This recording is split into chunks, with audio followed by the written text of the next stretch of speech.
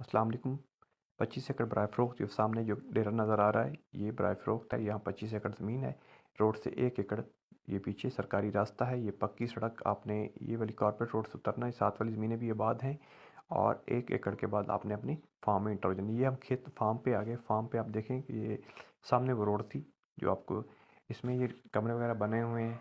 Solar system इसके अंदर लगा हुआ है, हाई पावर सोलर सिस्टम है। उसके बाद ये सारे का सारा जो ज़मीन है 25 एकड़, उसके अंदर ये 25 में से तकरीबन 24 एकड़ के अंदर ये वाला बाग लगा हुआ है माल्टे का, किन्नों का, मौसमी, माल्टा, किन्नों और मिट्ठे का, यानी सिट्रस की जितनी वैरायटीज़ हैं उनका बाग लगा हुआ है। सिट्रस की तमाम वैरायटीज़ का बाग है। 2 साल बाग है। बाग अगले साल इंशाल्लाह बाग जो आपका ये फ्रूटिंग की तरफ आ जाएगा। उसके अलावा इसमें कुछ एरिया के अंदर सब्जियां भी काश्त की गई थी। इसमें आप बैंगन जो था, बैंगन की फसल काश्त की गई है। यहाँ पे भी आप बैंगन का देखें, ये पौधों की ग्रोथ आप देख सकते हैं।